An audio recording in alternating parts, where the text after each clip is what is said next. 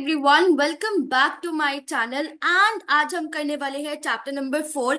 Ma'am, आपने ना chapter number 3 की ओवरहेड्स वाली, तो एक्चुअल में जब ये मैं चैप्टर रिकॉर्ड कर रही हूँ, मैंने चैप्टर नंबर 6 रिकॉर्ड कर दिया है, 7 रिकॉर्ड कर दिया है, एंड मैंने थर्ड का लेबर वेरिएंस तक रिकॉर्ड कर दिया है। I know I have to record overhead variance and question practice for chapter number 3, but I thought of starting chapter number 4 and quickly do it because वो बहुत easy chapter है and बहुत interesting chapter भी है।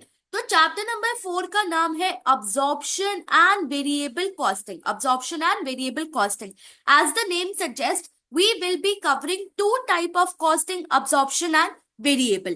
तो हमारा ये chapter कैसे मैंने डिजाइन करा है, पहले पार्ट में जो ये वाला पार्ट है, इसमें हम इंट्रोडक्शन करेंगे। I will be telling you certain terms which are very important. In the second we will be studying about absorption costing with question. In the third we will be doing variable costing with the question. And finally दोनों के बीच का difference, जो examiner का बहुत ही favourite question है। तो while we are doing absorption costing, मैं उसके मीनिंग, एडवांटेजेस, डिसएडवांटेजेस सब बता दूंगी, उसकी टेंशन तो मत लो। आज सिर्फ तुम इंट्रोडक्शन पे ध्यान दो, देखो कि बुक में क्या क्या दिया हुआ है। मैम, आपकी वो पीपीटी कहाँ गई? ठीक है, तो guys I have switch to OneNote. I find it interesting, I find it interactive, I find it colourful. So आज से मैं इसमें पढ़ाऊंगी, बट चैप्टर नंबर 6 और 7 जो आपका पेड है वो पीपीटी में ही कवर्ड है, तो उसकी चिंता मत करो। I am thinking to make notes for this particular chapter also. Let me think about it and give me some time. अगर कुछ अपडेट होगा तो I will update you on my channel itself. Fine. Now let's start with the introduction. So क्या होता था before industrialization? Before industrialization क्या होता था? I'll tell you. हमारा जो कॉस्ट ऑफ गुड सोल्ड था, that is the major cost of the product. उसमें दो तरीके की कॉस्ट आती थी, एक होती थी मटेरियल कॉस्ट और एक होती थी लेबर कॉस्ट। क्या होती थी? मटेरियल कॉस्ट और लेबर कॉस्ट। फॉर एग्जाम्पल, अगर हमारे प्रोडक्ट की कॉस्ट $100 है, तो 90%, लेट्स से 80 हमारा मटेरियल कॉस्ट होता था, 10 हमारा लेबर कॉस्ट होता था, 5 कुछ और होता था। So basically 90% of the cost of the manufacturing cost were comprising of two thing. उसमें क्या होती थी उस पर्टिकुलर प्रोडक्ट में, मैन्युफैक्चरिंग कॉस्ट में क्या होता था? एक होता था मैम मटेरियल कॉस्ट और एक होता था लेबर कॉस्ट। तो ये दो कॉस्ट ही आपका सिग्निफिकेंट कॉस्ट मानी जाती थी, जो हम इन्वेंटरी की वैल्यू में ऐड करते थे और कॉस्ट ऑफ गुड्स सोल्ड में ऐड करते थे। ये तो बात हो गई आपकी बिफोर इंडस्ट्रियलाइजेशन की। कब बात हो गई? बिफोर इंडस्ट्रियलाइजेशन की। अब आते हैं after industrialisation. After industrialisation, after industrialisation क्या हुआ मैम? हमारे बिजनेसेस का दिमाग खराब हो गया। मैंने कहा कैसे? वो अब हैवी हैवी इन्वेस्टमेंट करने लग गए, वो ज्यादा पैसे इन्वेस्ट करने लग गए। मैंने कहा किस में? आपने कहा मैम पीपी में, मशीनरी में, capital investment, plants, equipments, machinery, ये सारी चीजें उनके पैसे ले लगी। तो लेट्स से $1 लाख की एक बिजनेसमैन ने मशीन उठा ली। क्यों? क्योंकि इंडस्ट्रियलाइजेशन के बाद आपका मशीन वर्क ज्यादा हो गया था instead of the labour work, right? तो उस टाइम बिजनेसेस ने बहुत सारा पैसा इन्वेस्ट किया था इन द मशीनरीज। अब जैसे ही मशीनरीज, हैवी इक्विपमेंट्स, आपके प्लांट्स आते हैं पिक्चर में, एक कॉस्ट उनके साथ चिपक कर आती है, दैट इज फैक्ट्री ओवरहेड्स। तो अब हमारे पास सिर्फ मटेरियल और लेबर कॉस्ट ही नहीं, बल्कि एक और कॉस्ट आ गई थी, दैट वाज फैक्ट्री ओवरहेड। क्या? Factory overhead. तो अब इन दो सिग्निफिकेंट कॉस्ट के साथ आपकी एक और सिग्निफिकेंट कॉस्ट आ गई थी, that is your factory overheads. So बहुत सारी कॉस्ट इस पर्टिकुलर खर्चे के साथ एसोसिएटेड थी, जो हमारे दो तरीके से डिवाइड होती थी। एक होती थी फिक्स्ड और एक होती थी वेरिएबल। एक होती थी फिक्स्ड, एक होती थी वेरिएबल। सो बिजनेस के लिए बहुत ही ज्यादा इंपॉर्टेंट बन गया था कि वो फिक्स्ड और वेरिएबल कॉस्ट को डिफरेंशिएट स्टार्ट करे, सो दैट वो अपना कॉस्ट ऑफ गुड्स सोल्ड और इन्वेंट्री में कॉस्ट ऐड कर सके। अब पता है बच्चों की क्या दिक्कत है, सबको ये पता है अब्जॉर्प्शन कॉस्टिंग क्या होता है, वेरिएबल कॉस्टिंग क्या होता है, बट किसी को ये नहीं पता कि आखिर ये कंसेप्ट पिक्चर में आया क्यों था। तो this is the reason as to why हमने ये सारा कॉस्टिंग पढ़ना स्टार्ट किया था। ठीक है, तो कैसे फैक्ट्री ओवरहेड्स और वेरिएबल ओवरहेड्स का जन्म हुआ। अब अकाउंटेंट्स के ऊपर मैम प्रेशर आ गया, जैसे ही कोई नया केस आता है इंडिया में तो लॉयर्स के ऊपर आता है, कोई भी अकाउंटिंग या ऑडिटिंग स्टैंडर्ड्स आता है सीए के ऊपर आता है, कोई भी डॉक्टर से रिलेटेड आता है तो हमारे डॉक्टर्स परेशान हो जाते हैं। सिमिलरली हमारे अब अकाउंटेंट्स भी परेशान हो गए। क्या हुआ, अब अकाउंटेंट्स क्या करते थे, इन पर्टिकुलर कॉस्ट को दो तरीके से डिवाइड करते थे, एक होता था मैन्युफैक्चरिंग कॉस्ट और एक होता था नॉन मैन्युफैक्चरिंग कॉस्ट। ठीक है, उस समय ये लोग इतना नहीं सोचते थे कि मैम वेरिएबिलिटी के बारे में सोचे कि कैसे वेरिएबल कॉस्ट हमारे लिए डिसीजन मेकिंग में इतनी इंपॉर्टेंट कॉस्ट है। वो सिंपल करते थे, वो क्या करते थे, टोटल कॉस्ट मतलब फिक्स्ड कॉस्ट और वेरिएबल कॉस्ट को निकालते थे एंड इसे कॉस्ट ऑफ गुड सोल्ड में ऐड कर देते थे, कॉस्ट ऑफ गुड सोल्ड में और इन्वेंटरी की वैल्यू में ऐड कर देते थे। ठीक है, क्या जो कॉस्ट नेसेसरी है उस प्रोडक्ट को सेलेबल फॉर्म बनाने की। तो ये जो अप्रोच होती है जहां पे आप टोटल कॉस्ट कंसिडर करते हो, इसे हम कहते हैं अब्जॉर्प्शन कॉस्टिंग। क्या कहते हैं हम इसे, अब्जॉर्प्शन कॉस्टिंग। तो अकाउंटेंट्स इतने एफर्ट्स नहीं लगाते थे, वो क्या करते थे, सारी की सारी कॉस्ट जो मेरे प्रोडक्ट को सेलेबल फॉर्म में बनाएगी उसे कॉस्ट ऑफ गुड सोल्ड और कॉस्ट ऑफ इन्वेंट्री में डाल देते थे। तो that is known as absorption costing. But हमने कहा ये गलत है, हमने कहा ये गलत है, आपको अपनी टोटल कॉस्ट को फिक्स्ड और वेरिएबल कॉस्टिंग में डिफरेंशिएट करना पड़ेगा। तो जब हम ये डिफरेंशिएट करते हैं इसे हम बोलते हैं वेरिएबल कॉस्टिंग। क्या बोलते हैं, वेरिएबल कॉस्टिंग। फाइन, तो यहाँ पे हुआ आपके दोनों मेथड का जन्म, जहां पे आप total cost, guys if you remember आपने क्लास 12th में कुछ फॉर्मूलाज पढ़े थे एंड ये फॉर्मूलाज आज के टाइम के लिए, आज के मैनेजमेंट अकाउंटिंग सब्जेक्ट के लिए आपके लिए बहुत जरूरी है। लाइक लिटरली ये फॉर्मूले से 90% ऑफ क्वेश्चंस आप सॉल्व कर पाओगे। क्या, variable cost plus fixed cost is equal to total cost, right. And sales में से आप टोटल कॉस्ट माइनस कर दो तो प्रॉफिट आ जाएगा। तो ये तो हो गया आपका अब्जॉर्प्शन जहां पे हम दोनों कॉस्ट को कंसिडर कर रहे हैं। वेरिएबल कॉस्टिंग में क्या है, हम सिर्फ वेरिएबल कॉस्ट को कंसिडर करते हैं, तो that is sales minus variable cost is equal to contribution. And अगर आप इसमें से प्रॉफिट्स भी ऐड, प्रॉफिट्स कैसे निकलेंगे, जब हम इसमें से फिक्स्ड कॉस्ट भी हटा देंगे। सो प्रॉफिट कैसे निकलेगी, जब उसे छोड़ो। बेसिकली अभी आप आगे मैं बताऊंगी वो कैसे फॉर्मूला डिराइव होगा, but sales minus variable cost is nothing but your contribution, is your contribution. ठीक है, तो ये होता है आपका टोटल कॉन्ट्रीब्यूशन में से आप फिक्स कॉस्ट माइनस कर दो, फिर आपका बचता है आपका प्रॉफिट। क्या बचता है आपका, प्रॉफिट। तो ऐसे हम क्या करते हैं, ये आपके कुछ बेसिक फॉर्मूलाज है। तो फर्स्ट आपका ये कंसेप्ट क्लियर होना चाहिए कि आखिर फिक्स वेरिएबल कैसे पिक्चर में आया। दो तरीके होते हैं, या तो हम टोटल कॉस्ट को कंसिडर कर ले, राइट, एंड एक होता है वेरिएबल कॉस्टिंग जहां पे हम फिक्स्ड कॉस्ट और वेरिएबल कॉस्ट को सेग्रीगेट करते हैं, क्योंकि हमें पता है कि वेरिएबल कॉस्ट कितना इंपॉर्टेंट है for the decision making, for the decision making.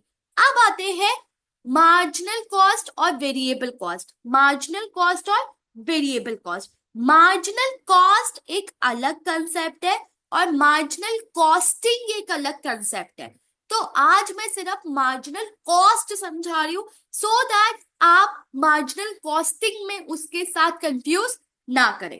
ठीक है, तो मार्जिनल कॉस्ट क्या होती है, cost of producing one extra unit of output. Okay ma'am नहीं समझ में आया, देखो अगर आपकी 100 यूनिट बनाने की कॉस्ट 1 लाख रुपए है और 101 यूनिट बनाने की 1,10,000 है, तो 1 यूनिट आपने एक्स्ट्रा बनाई तो कितना एक्स्ट्रा खर्चा हुआ, 10,000। तो एक यूनिट बनाने के लिए आपने कितने पैसे खर्च करे? 10,000 रुपए। That is your marginal cost. Cost of producing one extra unit, that is one extra unit of output. कितनी कॉस्ट लगी? 10,000। तो 10,000 has been incurred to produce that one extra unit. अब इसका ना एक बहुत ही इंटरेस्टिंग फंडा बताती हूँ। क्या? कि ये डिफरेंस ना वेरिएबल कॉस्ट की वजह से आता है। देखो, लेट्स से आप जब टोटल वेरिएबल कॉस्ट कंसिडर करो 900 बैग्स की इंटू 100, तो ये आएगी आपकी 90,000। ठीक है, आपने इसमें फिक्स्ड कॉस्ट ऐड कर लिया, फिक्स्ड कॉस्ट में 50,000, राइट। फिर टोटल कॉस्ट आएगा आपका 1,40,000। कितना आएगा? 1,40,000। ये बना है आपका 900 बैग्स के लिए। किसके लिए? 900 बैग्स के लिए। लेट्स से आपने अब 901 बैग्स बनाए, तो टोटल वेरिएबल कॉस्ट कितनी लगेगी? 901 into 100, that is quantity into variable cost per unit. तो टोटल वेरिएबल कॉस्ट कितनी है? 90100। फिक्स कॉस्ट तो सेम रहेगी, दैट इज 50,000। तो ये आ गया आपका 140,100। तो एक बैग को बनाने के लिए कितनी एक्स्ट्रा कॉस्ट लगी? 100 रुपए। कितनी लगी? 100 रुपए। और ये 100 क्या है? That is nothing but variable cost. That is nothing but variable cost. ठीक है, तो इस केस में क्या है? आपकी marginal cost is equal two variable cost. Marginal cost is equal two variable cost. बहुत सारे बच्चे मार्जिनल कॉस्टिंग और वेरिएबल कॉस्टिंग को इंटरचेंजेबली यूज करते हैं कि मैम ने जो एग्जांपल दिया था उससे तो दोनों सेम ही लग रहे हैं। But guys let me tell you, ये दो अलग कंसेप्ट है। क्या है? ये दो अलग कंसेप्ट है। प्लीज इन्हें कंफ्यूज मत करना। दो they are very similar, but don't confuse it, don't confuse it. Okay, अब कुछ और बातें बतानी है। दो तरह की रिपोर्टिंग होती है। क्या होती है? दो तरीके की रिपोर्टिंग होती है। एक होती है इंटरनल रिपोर्टिंग, एक होती है एक्सटर्नल रिपोर्टिंग। इंटरनल रिपोर्टिंग क्या होती है? जब आप रिपोर्ट्स बनाते हो अपने इंटरनल यूज के लिए। फॉर एग्जाम्पल, लेट्स से आपने एक कॉस्ट शीट बनाई सो दैट आपका फिनेंस मैनेजर एक डिसीजन ले पाए कि ये प्रोडक्ट बनना चाहिए या नहीं बनना चाहिए। So that is something for internal purpose, internal management, management के बंदों के लिए, सो दैट वो डिसीजन ले पाए। That is known as internal reports. So हम उसमें क्या करते हैं? उसमें हम अब्जॉर्प्शन और वेरिएबल कॉस्टिंग दोनों यूज कर सकते हैं। क्यों? क्योंकि ma'am variable costing will help us to segregate cost. दोनों फिक्स्ड और वेरिएबल कॉस्ट में डिफरेंस बता देगा, तो डिसीजन मेकिंग में आसान होगी। अब्जॉर्प्शन कॉस्टिंग इसलिए यूज करते हैं क्योंकि मैम आपने एक्सटर्नल के लिए वही यूज करी है, तो कंफ्यूजन नहीं होगी कि इंटरनल के लिए अलग, एक्सटर्नल के लिए अलग। ठीक है, एक्सटर्नल रिपोर्टिंग क्या होती है? जब हम फिनेंशियल स्टेटमेंट्स बनाते हैं, जैसे आपने किसी भी कंपनी के फिनेंशियल स्टेटमेंट्स उसकी वेबसाइट पे जो पब्लिश होते हैं, जो बाहर वाले लोगों के लिए अवेलेबल होते हैं, तो उसमें हम कौन सा मेथड यूज करते हैं? Absorption costing. कौन सा मेथड यूज करते हैं? Absorption costing. ठीक है, तो दो तरीके की रिपोर्टिंग होती है, इंटरनल एंड एक्सटर्नल। इंटरनल में you can use any method out of absorption and variable. External में अब्जॉर्प्शन यूज होता है, अब्जॉर्प्शन यूज होता है। अब नेक्स्ट लेक्चर से ये दो कॉस्ट मैं बार बार बार बार बार बार बार बार बोलूंगी, तो मेक श्योर आपको ये समझ में आ जाए। दो तरीके की कॉस्ट होती है, एक होती है प्रोडक्ट कॉस्ट, एक होती है पीरियड कॉस्ट। एक होती है प्रोडक्ट कॉस्ट और एक होती है पीरियड कॉस्ट। ये दोनों को डिफ्रेंशिएट करना बहुत ही ज्यादा जरूरी है, बहुत ही ज्यादा जरूरी है। क्यों? क्योंकि ये आपको हेल्प करेगा दो चीजों में। एक करेगा इनकम डिटर्मिनेशन में कि आप कितना पैसा कमा रहे हो। इनकम स्टेटमेंट अभी हम बनाएंगे दोनों की, ठीक है, P&L बनाएंगे अच्छे से, तो उस टाइम आपको बहुत हेल्प मिलेगी कि पीरियड कॉस्ट कौन सी और प्रोडक्ट कॉस्ट कौन सी है। एक मिलेगी आपको इन्वेंटरी वैल्यू करने में हेल्प। तो while you are valuing the inventory, cost of inventory, तो you have to understand period cost कौन सी है और प्रोडक्ट कॉस्ट कौन सी है। अब सबसे पहले देखते हैं कि प्रोडक्ट कॉस्ट क्या होती है। प्रोडक्ट कॉस्ट होती है that are identified with the goods produced for resale, जैसे डायरेक्ट मटेरियल कॉस्ट, जैसे डायरेक्ट मटेरियल कॉस्ट। इसे हम इन्वेंटरेबल कॉस्ट भी बोलते हैं बिकॉज ये हमारी इन्वेंटरी का पार्ट होती है एंड हम इसे खर्चा मानते हैं, कॉस्ट ऑफ गुड्स सोल्ड में डायरेक्टली ऐड करते हैं। ओके, तो direct material cost, direct labour cost. So product को रेडी करने के लिए जो डायरेक्टली कॉस्ट लग रही है that is the product cost, that is the product cost.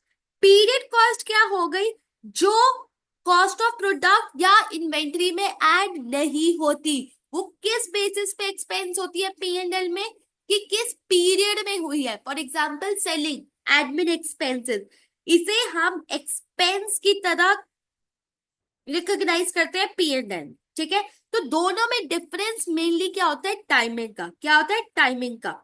Direct material cost जब भी हो वो पीरियड को प्रोडक्ट कॉस्ट ही कंसिडर किया जाएगा। ठीक है, एंड उसे इन्वेंट्री की वैल्यू में ऐड कर देते हैं कॉस्ट ऑफ गुड्स सोल्ड में। लेकिन when it comes to your admin cost, when it comes to your selling expenses, these would be classified as your period cost, these would be classified as your period cost।